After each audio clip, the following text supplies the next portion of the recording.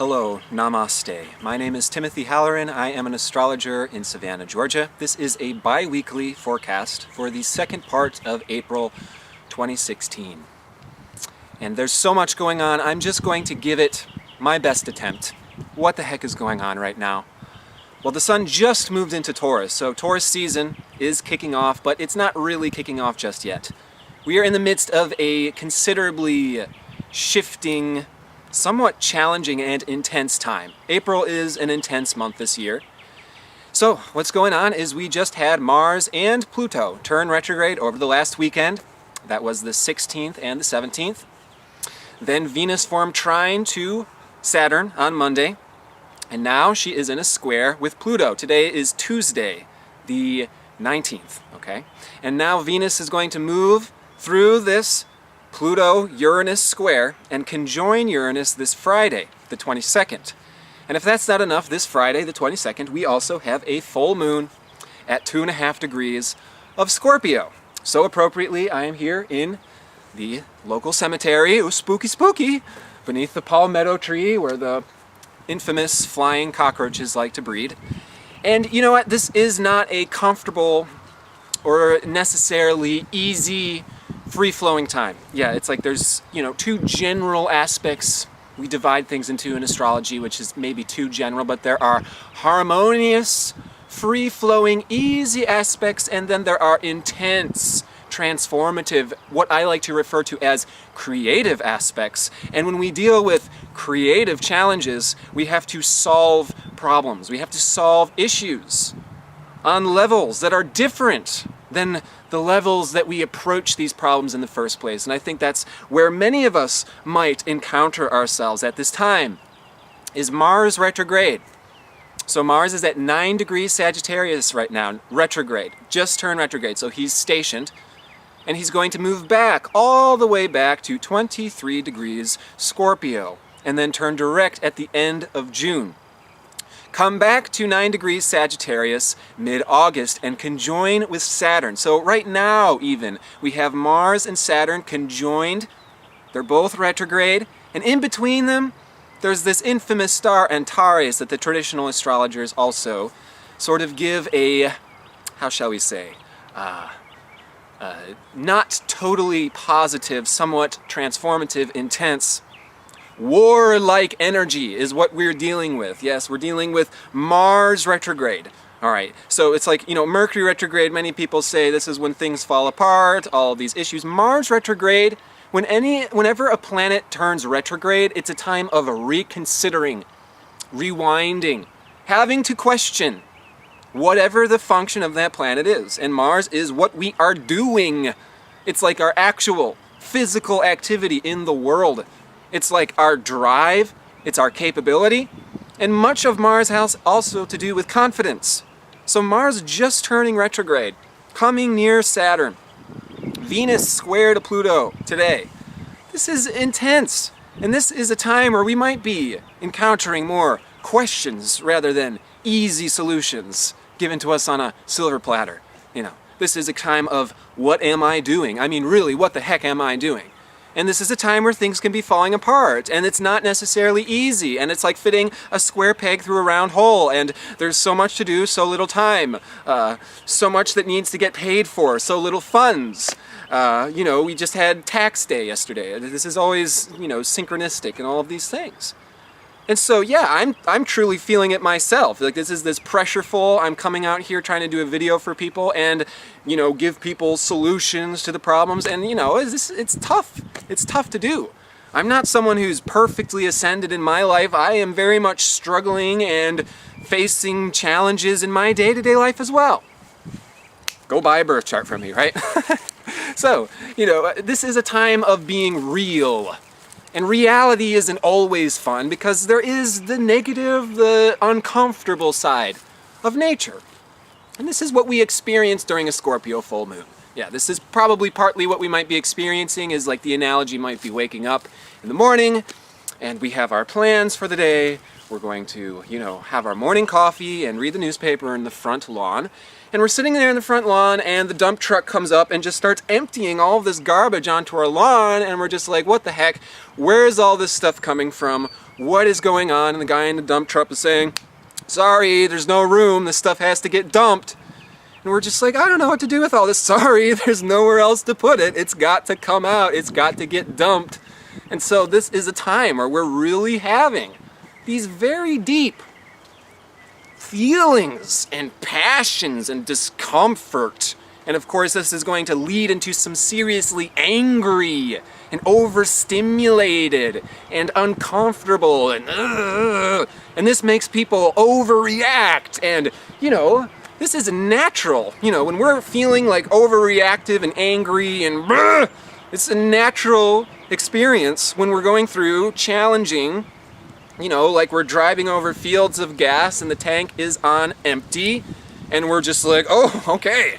And now is the time where we have to solve somewhat difficult solutions. And I don't want to be an overly negative astrologer, but at the same time, it's just like we have to talk about our human existence in a realistic human lens, which is that when we deal with severely challenging or severely painful situations, we have to give ourselves credit that it's okay. We might freak out a little bit and feel angry, and no, we don't want to overreact and start firing the guns and shooting off the missiles. And this is a dangerous time. This is a risky time. This is a time where the pressure can be too much and people cannot handle it and people will snap. People will throw temper tantrums. And hopefully we can contain our own temper tantrums enough. And what we're going to be talking about is using power. This is like a graduate's course. Can you handle the amount of power and pressure that is getting pushed through us? This is the full moon in Scorpio. This is Mars retrograde. Everything's in Aries right now. All the slower moving planets. We even had asteroid Ceres last Wednesday move into Aries. And this is a time where we are having to figure out ourselves. And is it working? Is what I'm doing working? Is it practical? Or am I going to have to figure out some creative solutions, which might be that my car is broken down in a field of glass, so I better open up the glove compartment and start taping stuff around my feet so I can start walking forward, because I can sit here in this field of glass forever, but we've got to move. And that's kind of where we are. It's not fun. It's not easy. And we have to be easygoing on ourselves simultaneously, which is also really not an easy thing to do. Because this is a time where we experience these cultural inner conflicts, where when the pressure gets laid down, Saturn comes down, Mars comes down, we're not sure what we're doing, we feel like we're treading water, the resources, the schedule is getting put off a little bit, we start to feel like we're a failure. We start to feel like we're not doing enough. And we add more pressure. And this is a time where we have to be masters, real masters. Because we have to cater towards our own inner child, and that's why I'm saying, if you don't feel good, if you're feeling really challenged and you want to throw a temper tantrum, don't feel bad about it. We all have to throw temper tantrums sometimes. Hopefully we can do it in a way that's not going to be destructive to other people, and that is the challenge. How can we go through this passion and harness this power and use it in a constructive way? And this is in no way an easy, no problem. Oh, well, did you meditate enough today? Did you read the right book? Because no problem then. No, this is like a rite of passage.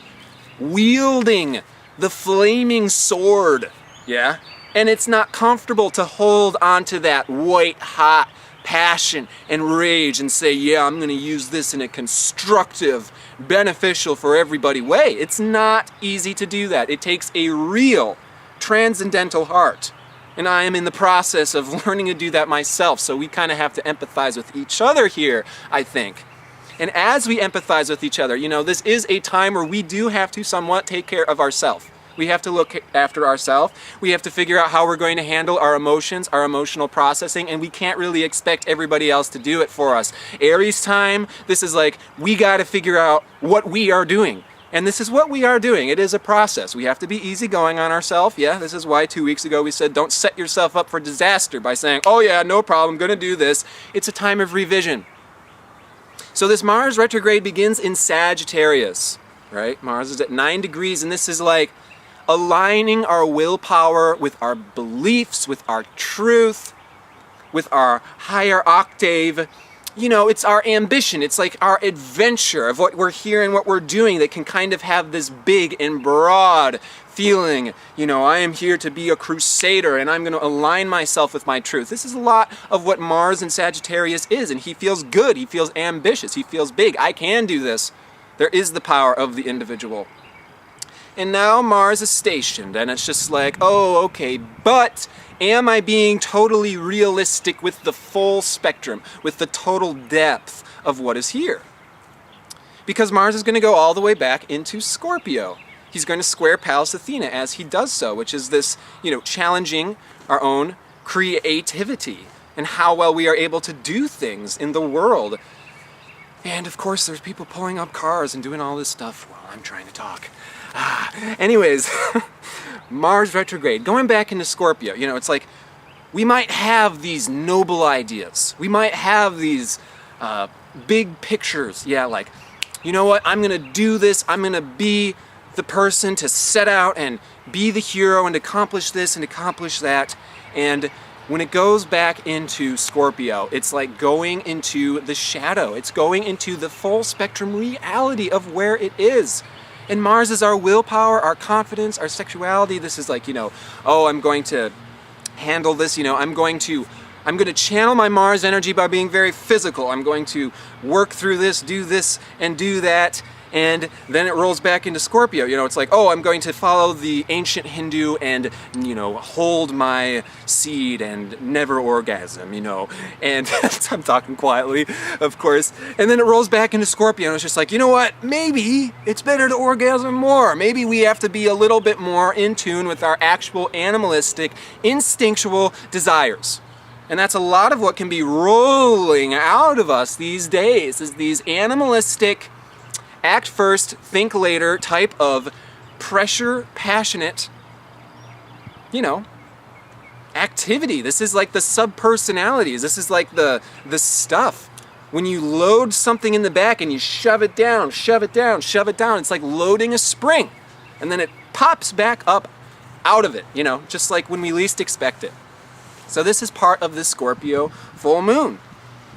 And, you know, harnessing this power and feeling these challenges, it brings us into this deep sense of possibly injustice, or this is not fair, or this is really difficult, why does this happen to me? And when we feel the amount of pressure, like we're being squeezed into a little bottle, we immediately start getting a little bit more, you know, bug-eyed, and it's just like, oh, and the teeth start, it becomes very easy to be mean, to overreact, to blame, to scapegoat.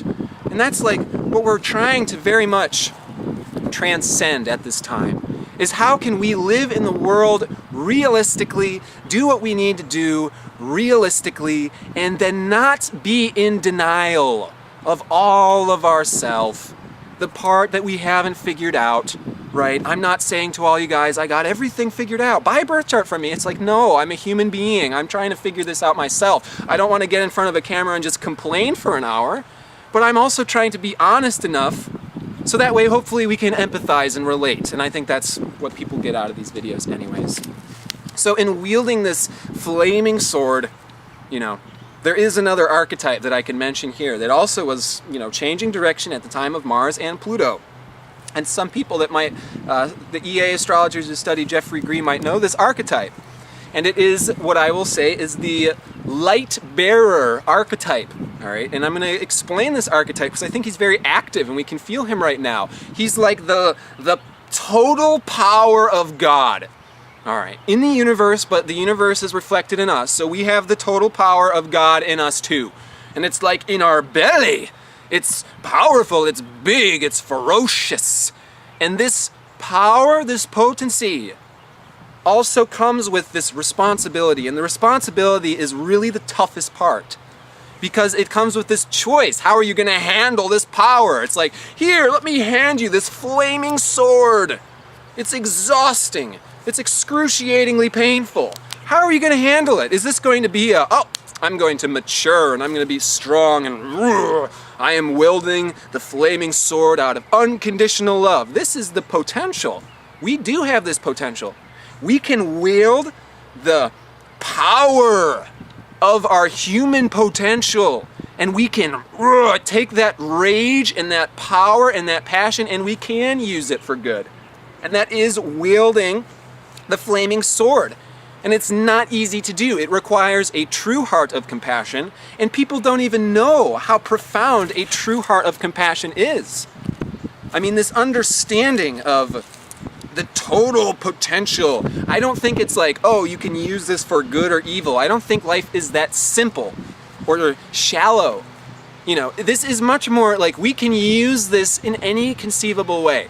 It can be put into a constructive way, and rather than saying otherwise it's evil, I'm just going to say that otherwise it's wasteful. When we have tremendous amounts of energy going through us, and we use that energy to destroy our possessions and to trash our home, this is wasteful. It comes back around, it makes us feel 100,000 times worse than we did at the beginning. We know this, I know this, and I still do it. I'm not perfect. I'm still trying to learn to harness this sword myself, yeah? On the other hand, we have the figures, like Jesus Christ, who is being crucified, and he says, forgive them, they know what they do. They know not what they do. People don't even give Jesus the full what it means to be a truly compassionate being by being all sectarian. You're actually lowering what unconditional love is, saying like, oh, if you follow this religion, you're saved. If you don't, then you're not saved. Jesus descended to hell and was torn limb by demons and said, Father, forgive them, they know not what they do. That is unconditional love, and that is wielding this flaming sword, in which case it's extremely powerful. It can be extremely liberating. It can help so many people. And yet at the same time, we are dealing with this propensity where we can freak out, we can be overstimulated, feel like it's too much, and then when we are not living up to the standards that we set ourselves, that culture, government, other people, our relationships are impressing upon us, and we freak out and we don't harness this power in the most constructive and useful way, then we feel like an existential shame. This existential shame, like, oh no, I'm the bad guy. I'm the bad guy. I ruined it. And so there's this like deep shame that can also be felt right now, coming out of this power and this fury, and then this shame. And this is a rite of passage graduate course of forgiveness. Can we forgive the innocence in ourselves? Can we forgive the innocence of others? Even others that might, by many appearances, look considerably evil or not good, and we have all of this fighting and all of this war in this world. How are we going to harness the flaming sword and end that paradigm of enemy versus enemy, good versus bad, nation versus nation, religion versus religion? It doesn't end by pointing fingers and saying, you did it. You did it to me. You did the pressure. You laid on all the pressure. You made the hole too small, and I can't fit through it, so instead I'm just going to rage. This is a time where we kind of have to sit in our rage, and this is like, it's a rite of passage, When Pluto turns retrograde, this is when things tend to get a little bit more intense. Full moon in Scorpio, things tend to get a little more intense. This is about harnessing and stepping into the total power of our soul, okay? And our ego, and what our ego can handle, and what our soul can handle are very different. And we almost have to respect and revere our own ego. I consider the ego the inner child. Don't be just like, oh, ego, you're complaining. You shouldn't be complaining. You should be Jesus and loving everybody, even as you're getting torn limb by limb. It's like, no, we have to be okay with who we are as a human being and the process that we're going through this entire life. That being said, Scorpio is the evolutionary process as we step into our soul's power. And so there's this great analogy, as I've been, ranting and complaining the last several days, I saw this video that made me feel much better, and it's this, Southern America indigenous tribe where the boys go through this rite of passage into manhood by wearing a set of gloves that are made out of bullet ants. And the shamans intoxicate the bullet ants so they can be sewn into these gloves. One bullet ant sting is 20 times more severe than a bee sting. And the boys wear these gloves for like 10 minutes and receive hundreds and hundreds and hundreds of stings. And the way they handle it is, you just dance through it, you shriek, you dance through it, and it's like, the pain tolerance of these men and the strength that these men have is unfathomable to me. And there's even like the video of, the National Geographic white guy wearing the gloves for like 2 seconds and he's having to get taken to the hospital because it's just like, we can't handle that level. But bit by bit, we are developing our own inner strength. All right, so April is a little bit of an intense, transformative, fill us up type of month. I'm sure we can all feel it. The first wave of intensity was the first week of April when the sun squared Pluto, conjoined Uranus, and we had a new moon. This week, Venus is square to Pluto today and is conjoining Uranus this Friday when we have the full moon in Scorpio. So we just have to take it for what it is. This is a time to be changing how we were doing things before. This is a time for recalibration. And this recalibration can go deep. It doesn't just have to be the surface level. That is what is catalyzing all this. Oh, the surface level doesn't work, so we descend. Oh, we do the backup plan. Backup plan doesn't work. Oh, we're rewinding. We're going all the way back. We might have to open up the glove compartment and strap some stuff to our feet, And this is the rite of passage. This is the bullet ant gloves that we're wearing. And we just have to be aware of this sometimes. We have to be simultaneously catering towards our ego, which is the inner child. Do not berate your ego. It's not helpful. Don't say, kill off the ego and I should just be able to tolerate infinite amounts of pain, no problem. It's just like not realistic. And at the same time, there are real demands coming from the world, coming from other people. And so this is a frictionless, creative challenge. How are we going to take care of ourselves as we have to tolerate more challenges than what we might have previously tolerated? And how can we simultaneously do and be everything that we want to do and be? This is not the time to throw in the towel and give up. This is the time for us to see the level of strength and capability and confidence that we didn't even know existed. This is a time of faith testing, physical testing, and this faith testing leads us into our own strength. It leads us into knowing what our faith truly is. So amidst all of this, I very much wish you all the best. This is some very powerful masculine energy. This is the energy that is largely rejected by the New Age movement. And it's because this is like the wielding the flaming sword. It's like we don't really want to be necessarily the forces of change in the world all the time, right?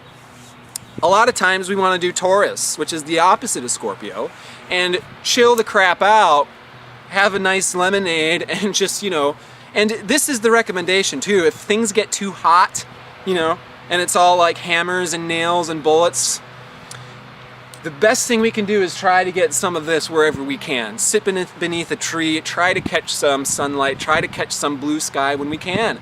Because that's really the best way of transcending out of all of these man-made machines and distractions and expectations that aren't really coming from nature itself, but are coming from standards, machines, organizations, So we still have to pay our taxes. We still have to give to Caesar what is Caesar's. But at the same time, that's a quote that's about taking it with a grain of salt. Yeah, it's money, but it's not really our survival. It's Caesar's money. It was crafted out of something. It's a part of somebody else's system. You know what I'm saying? Etc. At the same time, that doesn't necessarily mean, well, Caesar's money, so I'm going to go back to my tiki hut in the middle of nowhere. And, this is a time where we are being called. There is a call to action. This is major initiation. And this is an initiation that's not being served to us on a silver platter. This is like an initiation as in, time to step up my game and time for me to figure out how I'm going to do this. And the New Age doesn't always want to do this because we don't want to be involved in the world. The world is dark. The world is complicated. It's sticky. There is a lot of violence. There is a lot of misunderstanding, and that leads into scapegoating. And so this leads us back into the archetype of the light bearer, which is that when we feel like we're having to deal with all of this stuff, and it's happening to us personally, this is happening in the individual sphere, in Aries, we can feel very isolated, and then nobody understands us, and then we're all on our own, and it's really not fair. And then it's easy to point fingers at other people and say, well, you don't understand, you got it much easier. And I empathize. It's easy to feel that carrying the weight of the world when you are the only one that is living your own individual experience. It's easy to feel that way. We should empathize with this guy. So, what we have to do is, take it all with a grain of salt. Understand the rite of passage that is going on now and harness it. Show yourself how capable you are. Show yourself how transcendental and powerful you are as we make these revisions and adjustments that is fundamentally about us uniting with our true source of power. People are intimidated by power. People don't want to become powerful. Why? Because once you are handed a shitload of power, the responsibility is in your hands. And it's up to us and our choices. And then the choices aren't always easy. And when we make a wrong choice, it's easy to feel bad. It's easy to thrust everything on our own shoulders. So let us, one step at a time, going outside and breathing nature, understand that this is inner strength development. This is us releasing a lot of passion, releasing a lot of old, like the dump truck. It just needs to go. Get it out there. Maybe don't take it super personally. This is not a week to be taking what other people are doing or what we're doing personally. This is a reactive, instinctual, vomiting without thinking at all type of week. And when other people are reacting towards us, it's not what we're doing, okay? And when we are reacting and we need to close the doors before we vomit on other people, it's not because we're a failure. It's because we are harnessing this power. We're having to make really tough, critical decisions, and it's not necessarily happening perfectly right away. We want to give ourselves right now as much flexibility as possible. If we have to make revisions later on, if we have to make adjustments, if we have to go back, make the choice again, or redo it, it's because we are human beings accessing our soul power, which happens through us doing this type of spiritual work. Man, it's a rant this week. All right, so the last week of April, we have Mercury turning retrograde. So if Mars and Pluto and Saturn isn't enough, Mercury retrograde does begin at the end of the month of April and persists through May. Fortunately, in May, we do have more inner planets moving into Taurus, so things will start to settle down and integrate a little bit. But this is still not a time where all of the answers are crystal clear. This is not a time where we should know all of the answers. This is a time where, once again, allow the questions that are coming up. What am I doing? Is this the right thing to be doing? Is this the most healthy way for me to be spending my energy? Or am I either berating my own inner child or my ego? Am I just succumbing to too much expectation or obligation? These are the questions. And these questions, rather than, I'm going to solve this riddle tomorrow, we want to, day by day, take it like a little experiment, see what happens. Try it out, and if it doesn't work out, it's okay. Take it back to the blackboard and try it again, the drawing board, whatever. All right? So Mercury retrograde begins at 23 degrees Taurus and goes back to 14 degrees Taurus. This is also about simplification of our life. This is about okay, so much going on, so much stimulation. I can't put myself out there the way I have been. I can't overexpend myself the way I have been. I can't associate with these people or these negative influences, just stringing myself up the way I have been. So allow these adjustments to serve us in the long term. And we might be profoundly surprised with how much strength, how much capability, and like a slingshot going forward, this can change us, transform us into becoming that. So take this next 2 months of Mars retrograde to really look into our sources of power and see how we can harness this power in a more constructive, healthy way. Best both for ourselves and for the world around us. In this endeavor, I'm absolutely wishing you the best. Please feel free to share your comments or questions. I'd be happy to answer to whatever else is going on. So much love to you. Namaste.